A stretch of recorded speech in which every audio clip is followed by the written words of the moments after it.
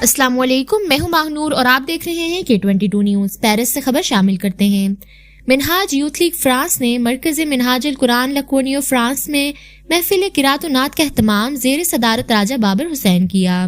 England سے آئے مہمان علامہ ہارون عباسی الازہری نے قرآن مجید سنایا اور حاضرین محفل سے خوب داد وصول کی۔ زاہد محمود چشتی چیئرمین نعت کونسل منہاج القرآن انٹرنیشنل فرانس، دانش علی، سلمان نعیم، اشتیاق احمد، حنیف مغل اور محمد محمود نے ہدیہ نعت کے پھول پیش کیے۔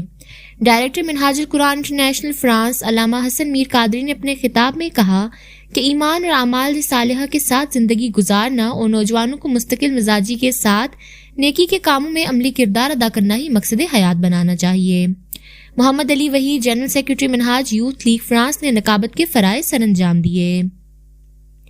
صدر یوتھ لیگ فرانس اویس مستوی نے فرانسیسی زبان میں انتہائی خوبصورت انداز میں منہاج یوتھ لیگ فرانس کی ایکٹیویٹیز پر جامع گفتگو کی۔ پروگرام راجہ بابر حسین، صدر منہاج القرآن انٹرنیشنل فرانس اور صدر منہاج ویلفیئر فاؤنڈیشن یورپ، سرفراز احمد ساہی، صدر منہاج القرآن انٹرنیشنل پیرس لاکورنو، نائب صدر قاضی ہارون منہاج القرآن انٹرنیشنل پیرس، محمد عثمان الطاف، نائب صدر منہاج القرآن انٹرنیشنل پیرس، منہاج سسٹر لیگ، منہاج ویمن لیگ، منہاج ایجوکیشن، منہاج ویلفیئر فاؤنڈیشن، منہاج تدفین سروسز، منہاج یوتھ لیگ فرانس اور علاقائی تنظیمات کے نوجوانوں نے بھرپور شرکت کی۔